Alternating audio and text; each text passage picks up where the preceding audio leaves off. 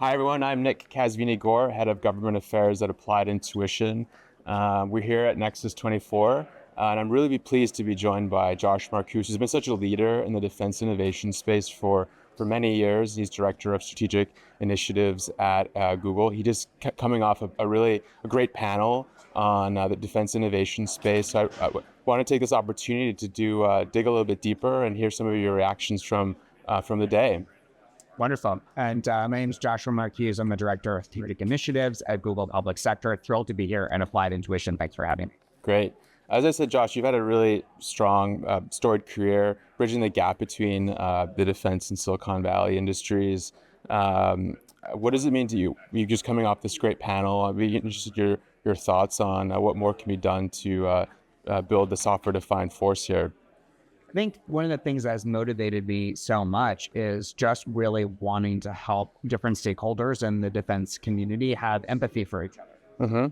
And I came up in the department during a time when American industry and the American innovation, Silicon Valley, was not always seeing eye to eye with DoD. And it's been amazing for me to watch that transformation where now every venture capital firm is pushing an investment thesis in defense, whereas, before we heard some of the leaders in that space saying that they would short companies that had a lot of severed revenue. And, some of those investors are Applied Intuition's backers. And I love the symmetry of you guys running Nexus, a fantastic defense innovation summit supported by those investors, affirming that commitment of the top companies in America to supporting the missions for protecting our citizens and protecting our men and women in uniform. So for me, it's really a personal journey about wanting to see these communities come together and build the technology the country really needs. Great. During the panel, we saw some really advanced software-defined vehicles coming out of the Chinese market. Cars that you could buy at $10,000 that are, relatively high level of autonomy, electric vehicles. So pretty alarming, to see that. And as we all well know, their commercial industry and their military cooperate very, the civil fusion cells. So I'm curious your thoughts on what was your reaction to seeing those videos? Sure, my reaction to the videos was obviously to be really impressed with the degree of autonomy that they had achieved, and also recognizing the videos like that, can be propaganda. We don't know how many cars actually crashed. We're only looking at snippets of a picture that successfully parked and successfully drove. We also know that there are incredible American companies like Waymo that are making incredible advancements in autonomy and safety and security. And so, I do think it's a very intimidating and formidable technological enterprise that we are competing with economically, and that our military may compete with in other ways as well. And there's certainly a competition for influence. And one of the things that I've learned, that I will say, is that I think there was a narrative 5 years ago that the Chinese engineering enterprise, technology enterprise, was just driven by theft. And I think that's not true anymore. We really have to come to terms with the fact that there's really, really impressive scientific research, development, and entrepreneurial talent all over the world, including in China. And this is not a contest between the Americans being the original thinkers and the Chinese just being copycats. I think this is a real competition, but I also don't subscribe to that point of view that, this is an unbeatable foe. Not at all. In fact, we have had civil military fusion of our own type in America for a century. Yeah. It's called the free market. Yeah. And we're very proud to partner with the U.S. government. Many incredible American companies are proud to partner with the U.S. government. And it's never been a better time than now, because I've watched from, starting in 2016 when, DoD's attitude to Silicon Valley was mostly a form of tourism, to today, where now we really see an incredible pressure and intensity and focus to drive adoption. So I really give department leaders credit for change, not perfection, but for change and for motivation to change. So, the video was impressive, but also I think there's a lot of American ingenuity and innovation that is equally rewarding. 100%. And one of the goals, of course, the Defense Innovation Unit is trying to capture that and bring that to the department. And Congress has really supercharged DIU now with new authorities, new over $800 million in funding, in DIU's own funding, right? No longer taking money just from program offices. So DIU is under a big microscope from the Hill. It's a new effort. So I'm curious your thoughts there on how you think DIU is executing on. What are some of the benchmarks we should be looking for, or Congress should be looking for to evaluate DIU's success? Sure. So first of all, let me just say, working with DIU leaders during the time I was in government and the time since government is an incredible privilege. I got to work closely with Brad Shah. I got to work closely with, incredible leaders like that. I got to share an office with the DC contingent of DIU in the Pentagon. So for me, that organization feels, brother and sister to the work I did. And so I could not be rooting for them more. I think it is an obviously correct decision to give them resources.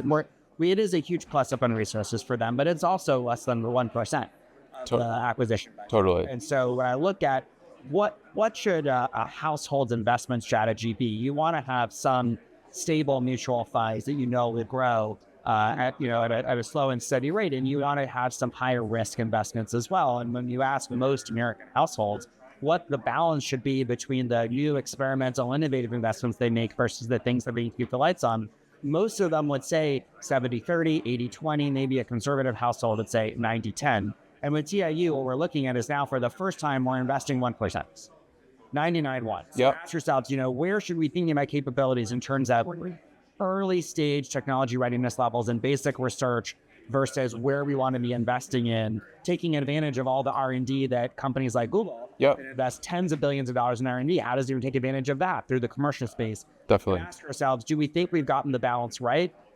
I would actually like to see a world in which the innovation economy of DoD, the DIUs and the AFWorkses and the rapid capabilities offices, the disruptive capabilities offices, I think they need much more than 1%. Yeah. So do I think it's a good thing that they have more authorities and more resources than ever before? Absolutely. Do I have complete confidence in Doug Beck's leadership? Yes, I do. But I also don't want to make this sort of overcorrection of triumphalism to say, well, now the DIU has close to $1 billion. That's not fair. And the other way in which we should do them into service is holding them to a higher standard than the rest of the department. So there are a lot of ACAT 1 acquisition programs out there that have number 30 breaches, that have capability shortfalls, that are behind schedule, that are late, that make mistakes. And so I really don't want the unintended consequence of giving DIU enough resources to really have impact to now be that we hold them to such a high standard of scrutiny that we make it impossible for them to succeed. The truth is that, they're not buying, run-of-the-mill defense articles. They're buying experimental articles. They're buying things that are new. And in some cases, they're buying incredibly proven technology that has definitely withstood the test in the commercial application, but they're bringing it to a military application for the first time. So I think we need to understand that every organization, especially Google, has places where we are desiring to take more risk, desiring to do more iteration. Google has Google X, for example. Every major Fortune 100 company has some space set apart from the others where they encourage the right set of behaviors about taking appropriate levels of risk and experimentation. And we don't expect every unit to have those behaviors. Some units have to have a very high tolerance for risk, and therefore they need to have a different acquisition strategy. So when we think about what is the right standard, it's about applying the standard that's most appropriate for what we're asking the Defense Innovation Unit to do. It's not a one-size-fits-all standard. So I worry that something that I saw quite often is that because something is new and experimental, we actually hold it to a higher standard instead of an appropriate standard. So I think DIU has to manage expectations in order to understand that, if you want to play in a space like venture capital, where venture capitalists are making 10 or 20 bets to have one winner, is DIU beating the venture capital market? Is like 1 in 10 is going to production? Yeah, they're already doing that. Under Mike Brown, they already were beating the traditional benchmark for a venture capital firm. So I think it's necessary to give them more resources. I want them to have even more resources and absolutely hold them accountable, but hold them accountable to an appropriate standard for the mission you've given them. That's a great point. If you think about the tax savings, right? If DoD has to create their own solution, how much more money would be spent versus DIU going into the commercial market, taking de-risk technology. Like think about how much Google has invested. Yeah, It sounds sort of self-serving, but someone mentioned this to me yesterday. sure. It was hilarious. They were talking about the differences between a program like Google Workspace, where you have one copy of a file in a data center. It's sharded and encrypted. Yeah. It's a single entity. And then you have many different users that can get access to that file and they can edit it in real time, compared to a system where every single user downloads their PowerPoint attachment, their spreadsheet or their document to their local disk, uploads it to their shared drive, multiple shared drives that individual has, emails that file around to all those people, and everywhere they email it, multiple copies of this file are created and stored. And so we're thinking about the savings in storage, memory, bandwidth, transport, and money of requiring everyone to manpower time. Requiring everyone to use a system that requires you to duplicate the copies of all of the data that you generate in the course of your work. Is a system that automatically, has everyone going to a single point. And, we never thought about that argument before of the efficiency in terms of the transport and cost of just going to a more modern system. But that's just another example of how you can save so much taxpayer dollars by just upgrading to something more modern, like a secure encrypted browser-based collaboration platform, just as an example. And I think there are countless examples of these types of things where, it is possible just using the state-of-the-art modern cloud computing techniques, modern software development techniques, that you do get these unexpected as well as expected savings and benefits, to say nothing of the positive user experience or the better cybersecurity. And I didn't mean this as a sales pitch, but I just think it's a powerful example. It is. I wonder how many other examples are out there of things like that where there are really unexpected savings.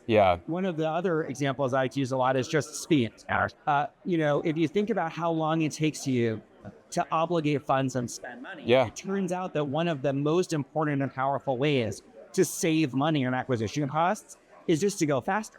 Because it takes so much time to spend money in DoD that if you have faster time horizons, it's almost impossible within this kind of bureaucratic physics of the organization to spend as much. 100%. One of the reasons why similar programs are so expensive in the traditional acquisition system is that when you have to have lead times that are years, and you have to stand up program offices, and you have to hire all these engineers, and you have to do all these program protection and all these different, elaborate processes, that has a kind of cost all to itself. But so one of the points that your Defense Innovation Board made when I was executive director was that, if you optimize for savings, you maybe get less capability. But if you optimize for speed, you'll probably get the same capability of a cost. You get cost, schedule, and performance, you can't get all three. But their argument is, if you just solve for speed, you're going to get cost and performance with it. And I think that's just another example of, how this idea of a software-defined force is such a powerful idea for driving modernization. Because if nothing else, a software-defined force is a faster, more active force, because it is a lot easier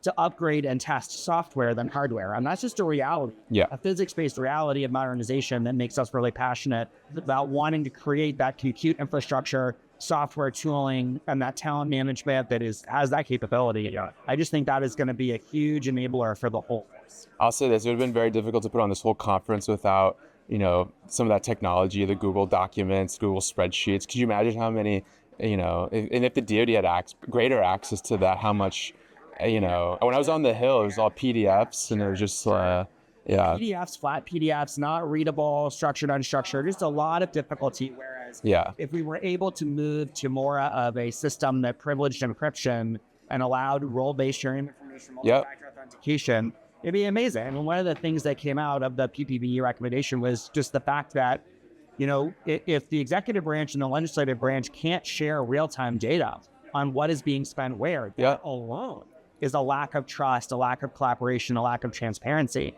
One of the recommendations of the commission was to create a digital enclave so that all these different stakeholders could share real-time information.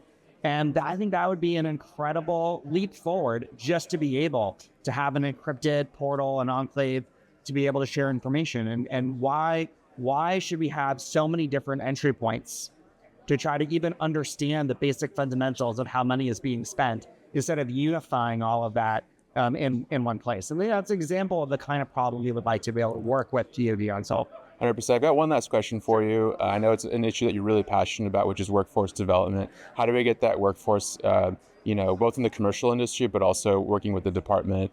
I know the DoD, they set up one of the first UARC, the Air Force UARCs in, I think, a long time, couple decades at Howard University, focused on AI and autonomy, which is really exciting to see. I'd be curious your thoughts there on what more can be done. Yeah, I love that you asked that question because it is the one that I'm the most passionate about. At the end of this, it is a people business, and we talk a lot about technology, but I remind people that it's human beings that make decisions and that build these tools and adopt these tools and decide whether or not to trust these tools. It's people.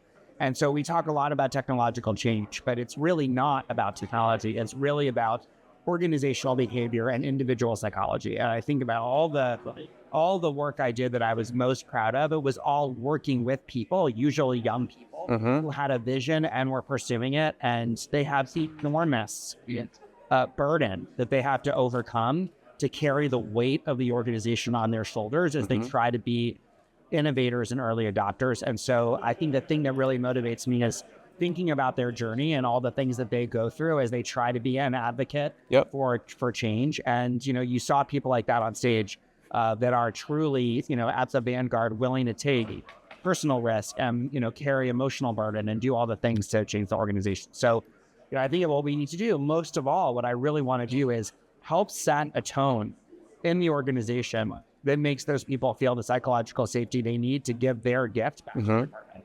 There are so many people in the Department of Defense at all stages, but especially the young leaders who have incredible data science ability. Yeah. They have incredible coding skills.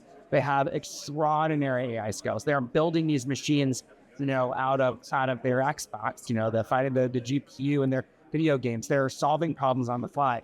This is the American ingenuity that we are so proud of. This is part of our founding mythology, is the belief in the power of these enterprising and courageous individuals. And when we think about who are the heroes of the stories that we tell, they're all renegades. Yeah. Right? Shriver and Doolittle and, all of these people that are the people that transformed Boyd. They were all ostracized. They were. Their ideas in the era they introduced them. And we have to realize that those innovators with those orthogonal ideas, those are the ones that are going to solve policies that we're most worried about. And so when I think about talent management, software-defined force, it's so much about helping leaders know how to guide and mentor and develop and empower these leaders so that they make smart risks. We don't want to see people get hurt. We don't want to see, we don't want to see vehicles crash. We don't want to see mistakes. We want to see the right kinds of mistakes and the right kind of learning. And it takes a special kind of coach to lead that kind of team.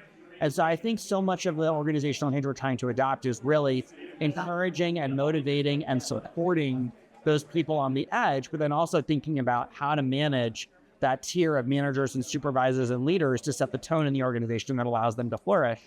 Where Google comes into it is that we build the tools for those people.